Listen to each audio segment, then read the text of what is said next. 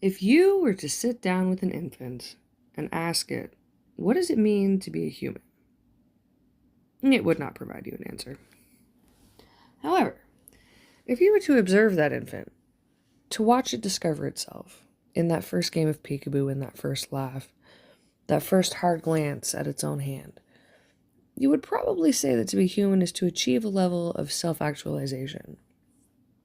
So where does that end? As we age, certainly, we lose that wonder. We lose that curiosity, that joie de vivre in the fever of discovery.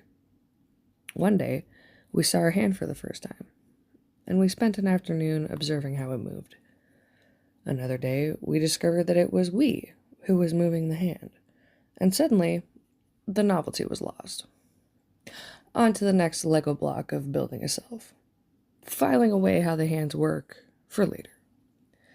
The adult observing this would consider itself probably on a higher level of humanity than this tiny sentient sack of potatoes.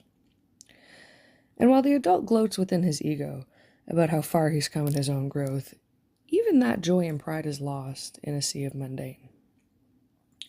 But what happened to the magic of discovery? Are we to be considered more or less than due to age or experience, or per our ability to philosophize and to wonder?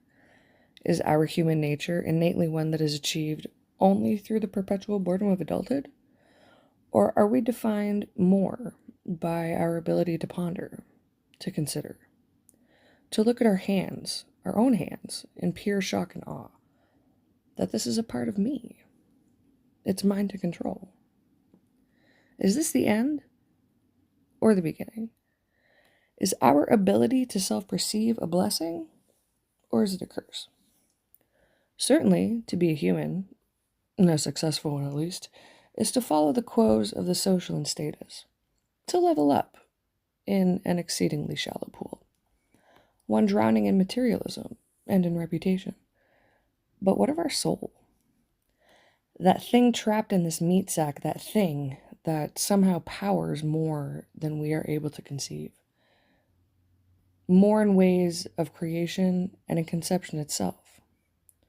Is the meaning of all of this to collect all of the prettiest and loudest and most expensive toys, to impress a handful of other adults who will not share our beds, our thoughts, or our graves? Is the meaning truly to impress upon others how successful we are at this game of life, or is it to discover and to wonder and to ponder and to feel that joy and that curiosity? Is humanity to be defined by a collection of stuff? The more stuff, the better. Or is it exemplified by our ability to remain childlike? Now, I don't think kids get enough credit.